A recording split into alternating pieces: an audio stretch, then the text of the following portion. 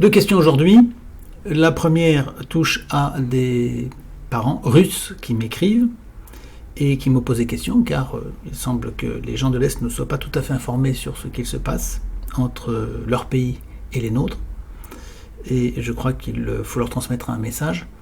Et d'autre part, un courrier que j'ai fait au président du Conseil de l'Ordre des médecins. Il me semble qu'il est pas mal de joindre ces deux sujets de façon à ce que les gens qui s'intéressent à la médecine voient quelle est notre position vis-à-vis du contexte international, en particulier les relations entre l'Est et l'Ouest. Et il est bon que les gens qui s'intéressent à ces relations internationales sachent quelle est la manière dont nous abordons la question de la médecine en France, en particulier la question du rôle joué par le Conseil de l'Ordre des médecins. Donc voici mes deux relations avec mes correspondants. Donc mes correspondants russes m'écrivent une suite de messages auxquels j'ai déjà répondu en vidéo privée. Et voici donc le dernier. Cher Rémi, nous vous remercions beaucoup pour votre réponse. Nous avons entendu votre avis concernant les ONG. Le peuple russe et en Biélorussie, c'est pareil, voit déjà ce que ces organismes apportent, mais pas la majorité. On n'est pas si renseigné qu'à l'Occident, premièrement parce que nous n'imaginons pas que le mal peut être si malin, couvert de beaux propos, etc. Ces organismes sont venus avec des cadeaux et de jolis propos, l'occupation de la famille et sa préservation. Deuxièmement, comme c'est le cas en Biélorussie, le président expérimenté qui reste le maître du pays est présenté comme un tyran avec une main totalitaire. C'est pourquoi ces organismes de leur côté sont présentés par l'opposition occidentale comme les bienfaiteurs qui aident le pays pour que le président tyran ne l'étouffe pas et la population les soutient. Vous voyez quel message est toujours passé et comment le prennent avec joie toutes les personnes qui ignorent la vérité, ce qui se passe dans le monde réellement. Merci infiniment, cher Rémi, pour votre soutien. Alors ma réponse, elle est assez brève. Un message à faire passer aux populations de l'Est, à mon avis, est le suivant. Chers amis, en tous les cas, lorsque l'Occident dit « tel dirigeant est un tyran », désormais, c'est pratiquement un bon dirigeant, en tout cas quelqu'un qui protège son pays contre les tentatives d'annexion de l'Occident via l'OTAN. Au contraire, à chaque fois que l'Occident dit « celui-ci est un bon dirigeant », il s'agit d'un agent de l'Ouest. Faites-le savoir, surtout autour de vous. Alors cette proposition, vous pourrez la penser extrêmement simpliste, mais ce n'est pas ma faute. C'est l'Occident qui est devenu basique et binaire. Maintenant, systématiquement, il attaque les gens qui refusent de se plier à ces injonctions et d'admettre que son pays pourrait passer sous la coupe de l'Occident. Et il défend des gens qui sont ouvertement des agents travaillant pour son compte. Donc on peut en arriver à cette équation très simple. Les gens que l'Occident attaque sont des gens probablement plus recommandables et en tout cas s'opposant à la mainmise de l'Occident, et les gens que l'Occident défend sont maintenant invariablement des agents de l'influence occidentale. Nous en profitons pour dire au peuple de l'Est, méfiance, l'Occident cherche à vous contrôler, à mettre la main sur vous, vous devez vous y opposer par tout moyen. Nous, l'Occident, nous qui sommes le peuple de l'Occident, nous le refusons. Nous refusons absolument les tentatives d'annexion, que ce soit de l'Ukraine, de la Russie ou de tout autre pays, de la Géorgie, de la Biélorussie ou quelque autre pays que ce soit. Nous nous opposons aux frappes en profondeur, etc. Donc nous, le peuple d'Occident, nous nous opposons absolument à nos dirigeants, à l'OTAN, à l'Europe et aux menées de l'État profond américain, lequel tient l'essentiel, si ce n'est l'intégralité, des gouvernements occidentaux et leurs administrations. Voilà, que ce soit clair et net. Donc nous soutenons l'indépendance de ces pays face aux tentatives de l'Ouest. Voilà pour ce point et j'espère que c'est très clair dans l'esprit de chacun. Voici maintenant ma lettre au président du Conseil national de l'Ordre des médecins, ce qu'on appelle l'Ordre des médecins, dont nous savons ce qu'il faut en penser depuis très longtemps. Donc il y a encore une affaire d'un médecin qui est radié ou suspendu, ici le docteur Jean-Philippe Labraise. Donc on ne va pas rentrer dans le détail de cette affaire, parce que des affaires on en a vu passer plein, et je vais droit au but et pas d'histoire. Monsieur le Président, j'ai l'honneur de vous indiquer que votre cas a de nouveau été évoqué. Dès rétablissement de l'état de droit, nous aurons à nous prononcer sur les diverses fois où votre organisation, sous votre direction et celle de vos prédécesseurs, a commis une faute grave, montré une collusion avec des organisations privées criminelles, communément regroupées sous le vocable Big Pharma, et un acharnement vis-à-vis de bons médecins. Il faudra également dire le degré de votre responsabilité personnelle. Il vous a reproché à minima de ne pas être compétent et probablement de sciemment écarter d'excellents médecins de leur patientèle, afin soit de nuire à des personnes et en favoriser d'autres, des médecins, soit vous attaquez à des solutions et méthodes médicales promues par la communauté scientifique internationale, c'est-à-dire de bonnes méthodes, soit de nuire aux populations directement. Étant entendu dans mon esprit que les solutions et méthodes médicales promues par Big Pharma ne sont pas promues par la communauté scientifique, mais par le gros argent et de faux médecins, de faux experts qui sont en fait des escrocs, et donc pas des scientifiques au sens littéral, mais des VIP, des commerciaux. Un médecin qui fait la publicité d'une mauvaise solution émanée de Pfizer ou autre, ça n'est pas un médecin. Il trahit instantanément son métier, donc il en sort. C'est un VIP, c'est un commercial. Et éventuellement, comme je le dis ici, le complice d'une opération qu'il faudra qualifier.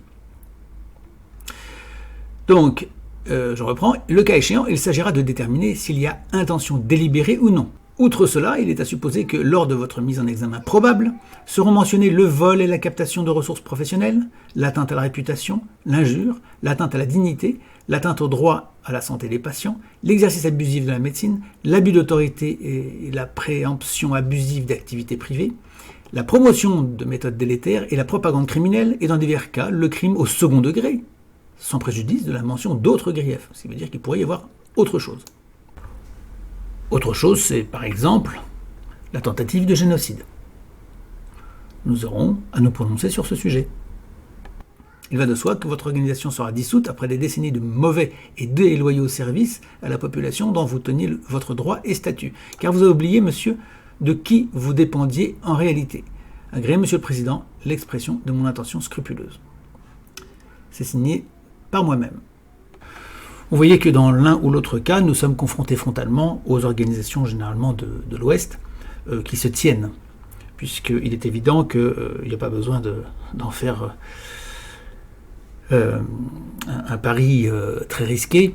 Il est évident, par exemple, que le président de ce Conseil de l'Ordre des médecins sera tout à fait solidaire de la politique européenne contre la Russie. Donc vous trouvez partout, au poste clé, des gens qui sont solidaires de ce système, qui est le système que nous combattons, le système occidental, qui est le promoteur de l'essentiel des problèmes du monde aujourd'hui. Il y a népotisme, c'est-à-dire que partout, les tenants de ce système, contrôlés par Washington, par la CIA, par les officines dépendant directement du gouvernement américain, partout en Occident, ont été mis en place des gens qui sont des agents de ce système. Vous voyez, comme en Union soviétique autrefois, il n'y avait que des membres du parti en Union soviétique dans toutes les instances de l'État russe. Et bien aujourd'hui, comme vous le savez et comme je l'ai souvent dit, les pôles se sont inversés. C'est nous qui avons hérité de l'Union soviétique européenne, occidentale. Et donc vous avez un système pyramidal et tous les gens qui ont un rôle, que ce soit à Emmaüs, que ce soit dans les grandes entreprises, que ce soit dans les administrations, partout, les restos du cœur, etc. Partout où il y a une influence, il y a un agent, des gens qui sont sous le contrôle et sous la supervision directe de cette pyramide inversée qui a placé de fausses élites, apatrides d'ailleurs, au pouvoir en Occident et qui nous dirige. Donc vous avez une solidarité sur tous les sujets. Et c'est pourquoi vous avez toute cette presse unanimement, la presse subventionnée, unanimement, sans variation et sans même un bémol différent. Il y a une unanimité sur des sujets tels que la Russie, une unanimité sur les vaccins, etc. Vous l'avez bien observé. Et donc nous sommes dans le mauvais camp, mais nous travaillons à l'intérieur de ce camp pour le changer, car nous sommes les porteurs et les vecteurs aussi d'une bonne solution, qui est la restauration des États d'Occident dans le bon droit.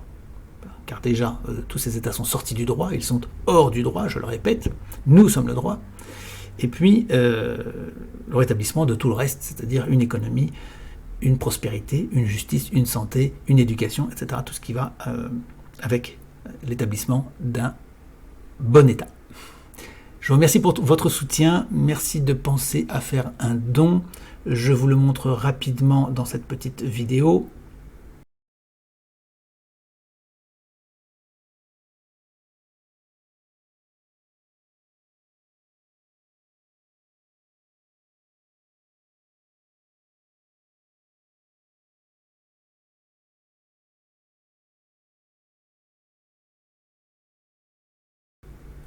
Vous voyez que c'est assez facile à faire. Merci pour vos soutiens.